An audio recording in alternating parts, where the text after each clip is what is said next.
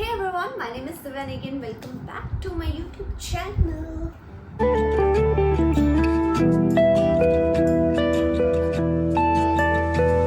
So basically मुझे इस video को बहुत ज़्यादा लंबा नहीं खींचना है, तो मैं जल्दी आपको बताती हूँ कि मैं क्या करने वाली हूँ। मैंने इंस्टा पे थोड़ी देर पहले 1-2 घंटे पहले एक स्टोरी शेयर की थी जिसमें मैंने बोला था कि आप मुझसे क्वेश्चंस पूछ सकते हो और जो कुछ सिलेक्टेड क्वेश्चंस होंगे उसका आंसर मैं अपने ब्लॉग में करूँगी।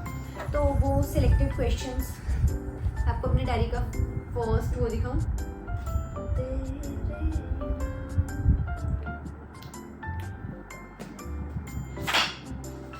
फिर मैं टाइम वेस्ट कर रहा हूँ।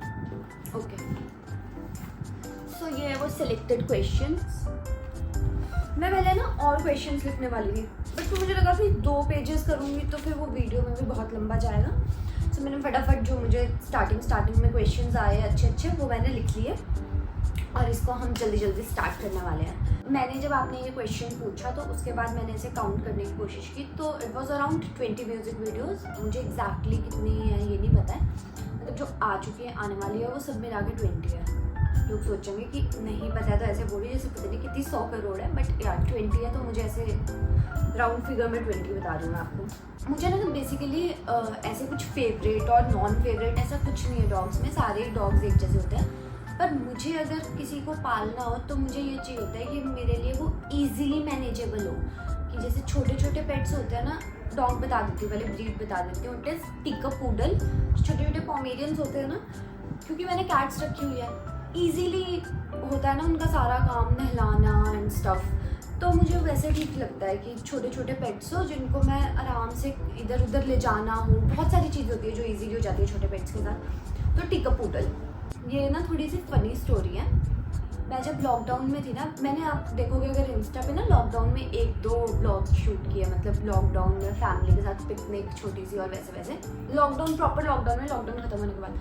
बट उससे पहले मैं लॉकडाउन में सोच रही थी कि मेरे पास एक बड़ा ब्रिलियंट आइडिया है कि मैं क्या करती हूँ, एक अपना पूरा ना उसका दिन का वो बनाती हूँ, वीडियो बनाती हूँ और उसको इंस्टा पर डालूंगी। वो बड़ा डिफरेंट होगा। मतलब मैं इस दुनिया से पार के इंसान हूँ। जो चीज़ें होके हट जाती है ना, आपको पता है जब तक टिकटॉक का नाम, आपको टिकटॉक पता होगा ना, टिकटॉक का नाम म्यूजिकली था पहले। जब तक टिकटॉक का नाम म्यूजिकली था ना तब तक मुझे टिकटॉक का कोई आइडिया ही नहीं था, बताओ आप। उसके बाद लॉकडाउन में मुझे टिकटॉक का पता चला था, जबकि टिकटॉक पता नहीं कौन से जन्म से चल रहा था। उसके बाद इस चीज़ के साथ भी यही हुआ था कि मुझे लगा था कि मैं कुछ ऐसा क्रिएटिव सा करती हूँ। मैं एक वीडियो बनाती हूँ अपनी, ऐसे पूरी फैमिली इंट्रोड्यूस करती हूँ और अपना लॉकडाउन का एक दिन दिखाती हूँ। बट मुझे मीनवाइल क्या चल रहा है मुझे कोई आइडिया नहीं था। उसके बाद जब मैंने देखा ना 4-4 साल से 5-5 साल से लोग यही काम कर रहे थे, जो मेरा एक बड़ा ब्रिलियंट आइडिया था, तो फिर मुझे लगा कि हाँ ठीक है चलो चलते हैं लाइन में। उसके बाद मुझे चारू दीदी और पारुल दीदी, एक ब्लॉगर है संभावना सेठ एंटरटेनमेंट करके, वो देखती थी। तो फिर मुझे ना उसको देखने की आदत पड़ गई, तो मैं उसके ब्लॉग्स देखती थी। तो इसी के साथ जो साथ में क्वेश्चन था, who is your favourite blogger in India. ऐसे मेरा कोई फेवरेट ब्लॉगर नहीं है, क्योंकि मैं ना ब्लॉग्स कभी किसी के देखती हूँ कभी किसी के देखती हूँ। पहले मैं संभावना के ब्लॉग्स देखती थी, फिर मैंने फ्लाइंग बीस्ट के देखने स्टार्ट किए, फिर ऐसे मतलब देख के फिर अभी आजकल मैं एक लड़की है अपर्णा दिव्याल, चारू दीदी ने दिखाई थी मुझे, उसके ब्लॉग्स देखती हूँ। उसके ब्लॉग भी बड़े मज़ेदार होते हैं। सबसे बड़ी इनसिक्योरिटी है कि मेरे एक आंख एक कान और दूसरी आंख दूसरा कान, एक लियो पे होता है एक विनी पे होता है। मतलब 24 घंटे मुझे इनसिक्योरिटी रहती है कि पता नहीं कहाँ चले गए, पता नहीं क्या कर रहे हैं, पता नहीं क्या नहीं कर रहे हैं। मुझे हर टाइम इस चीज़ की इनसिक्योरिटी रहती है, जबकि पता होता है कि कहीं नहीं जाएंगे, इतने सारे लोग हैं घर में, कोई ना कोई देख लेगा उनको, कहीं बाहर नहीं जाएंगे वो। बट फिर भी मैं हर टाइम उनके लिए इनसिक्योर रहती हूँ। मेरी वीकनेस है, होना चाहिए इंसान को अपनी वीकनेस सोचने में टाइम लगना चाहिए। तो मैं आपको बताती हूँ ये मुझे सोचने में टाइम क्यों लगा। जब मैं लिख रही थी ना तब भी मेरे दिमाग में आ रहा था, जब आप ब्यूटी पेजेंट्स करते हो ना तो आपके दिमाग के सोचने का तरीका पता है कैसे बन जाता है कि अगर आपसे स्टेज पे पूछा जाएगा कि व्हाट इज़ योर वीकनेस, तो आपको अपनी स्ट्रेंथ को घुमा फिरा के वीकनेस बोलना और उसको वापस घुमा के स्ट्रेंथ बना देना है, और आपको बहुत अपना खुद को ऑप्टिमिस्टिक और ब्ला ब्ला ब्ला स्टफ दिखाना है, जो कि वहाँ पे होता है। और हर एक लड़की यही करती है कि कोई भी ये नहीं होती कि सो कॉल्ड वैसे आंसर्स देती है, सबके आंसर्स प्रिपेयर्ड होते हैं।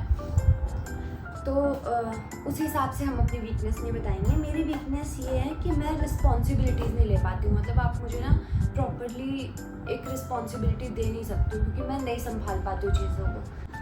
तो अब इस क्वेश्चन में मैं झूठ नहीं बोल सकती क्योंकि पारस ने अगर ब्लॉग देखा तो मेरा धो देगा मुझे, क्योंकि पारस कभी भी लड़ाई स्टार्ट नहीं करता है, नेवर, कभी वो लड़ाई स्टार्ट नहीं करता। अगर आप ये क्वेश्चन पूछते हैं ना कि आर्ग्यूमेंट कौन जीतता है, तो उसमें तो आउट ऑफ 10 9 टाइम्स पारस ही जीतता आर्ग्यूमेंट, क्योंकि पता नहीं कहाँ से उसके पास ना उठ के इतने सारे वैलिड पॉइंट्स आ जाते हैं और उस टाइम मेरे पॉइंट्स ही खत्म हो जाते हैं जब हम लड़ाई कर रहे होते हैं। ऐसा होता है ना कि लड़के चुप हो जाते हैं, एंड में लड़कियाँ बोलती रहती है, ऐसा नहीं होता है हमारे साथ, क्योंकि पारस के पॉइंट्स इतने वैलिड होते हैं ना कि एंड में मुझे चुप होना पड़ जाता है कि हाँ यार ठीक बोल रहा है, वो तो ठीक रहा है, मैं तो बिना मतलब के लड़ रही थी। तो मैं ज़्यादा लड़ाई करती हूँ, मैं ज़्यादा लड़ाई नहीं करती हूँ, मैं ही लड़ाई करती हूँ और इनवैलिड चीज़ों पे लड़ाई करती हूँ। मैंने जो एक कैट पाली हुई थी ना, जिसका नाम मैंने बबल रखा था, मैं इस चीज़ को मानती हूँ, मतलब मैं इस चीज़ में गिल्टी हूँ कि मैंने उसका ढंग से ध्यान नहीं रखा। वो बाहर चला जाता था और उसके बाद ना कई बार ये भी हुआ है कि 1-1 2-2 दिन हुए जब मैंने उसको ढूंढा नहीं, और एंड में जब वो चले गया ना, वो प्रॉपरली गुम हो गया, आया नहीं ना कभी वापस। तो मुझे बहुत ज़्यादा ऐसा हो रहा था कि मैंने ऐसा क्यों किया, कि मैंने उसको फ्री छोड़ दिया था। एक्चुअली उसने भी मुझे आदत डाल दी थी कि वो आ जाता था खुद ही बाहर से, तो मुझे पता था कि उसका सर्वाइवल है बाहर, उसको बाहर अच्छा लगता है, वो घर में रोता है। बट मुझे ये नहीं करना चाहिए था कि मैं उसको 1-1 2-2 दिन तक, मैं फिर वही हो जाता था कि कोई नहीं आ जाएगा, मैं छोड़ देती थी कि ठीक है कोई नहीं आ जाएगा। वो चीज़ मुझे नहीं करनी चाहिए थी, एंड में वो गुम ही हो गया फिर। पहली बात तो ये कि मेरे दादा दादी है ही नहीं और मैंने अपने दादा दादी को कभी देखा नहीं है। प्लस मेरे पापा भी बहुत छोटे थे जब दादा दादी की डेथ हो गई है, तो एज सच पापा भी कभी दादा दादी के बारे में कुछ बताते नहीं, क्योंकि उनको खुद भी दादा दादी के बारे में कुछ याद नहीं है। तो यही रीज़न है शायद कि मैं दादा दादी के बारे में बात नहीं करती हूँ, क्योंकि बात ही नहीं होती है हमारी दादा दादी के बारे में, कभी देखा नहीं, ऊपर से पापा ने भी कभी नहीं देखा। तो ये रीज़न था कि दादा दादी की फैमिली नहीं दिखाई है। मैं लेंसेज नहीं पहनती हूँ, मतलब नंबर तो मेरे अभी फ़िलहाल थैंक गॉड मेरी आई साइट अभी तक वीक नहीं हुई है, तो नंबर तो ऐसा मुझे कोई लगा नहीं है। बट जो दूसरे वाले होते हैं ना कलर्ड लेंसेज, जो ऐसे आइज ग्रे और वो करने के लिए, मैंने वो लेंसेज भी कभी ट्राई नहीं किए। और ऐसा नहीं कि मैं करना नहीं चाहती हूँ, मैं करूँगी ट्राई, बट अभी तक मैंने फ़िलहाल कभी वो लेंसेज ट्राई नहीं किए। थक गई यार, अभी इतने में थक गई। तो इट वॉज 2017, मैंने 2017 में अपना इंस्टा ओपन किया था। 89 6 साल हो गया मुझे इंस्टा ओपन किए हुए। लिटरली 43,000 फॉलोअर्स है मेरे से।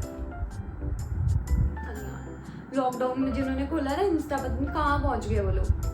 कोई नहीं, सबकी अपनी अपनी स्पीड होती है, सबकी अपनी अपनी जर्नी होती है, सब अपने तरीके से एंजॉय करते हैं।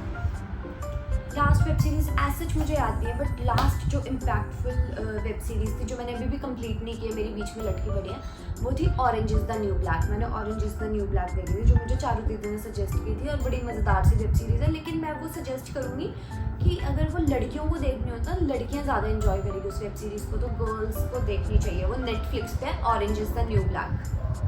तो ये जब मैंने क्वेश्चन पढ़ा ना, मुझे बड़ा मज़ा आया, क्योंकि मैं करना चाह रही थी, मतलब सजेस्ट सबको कि एक मूवी है अमेज़ॉन प्राइम पे, एक मूवी है स्माइल, तो वो स्माइल मूवी ज़रूर देखना जाके, क्योंकि मैंने वो 2 दिन पहले देखी है।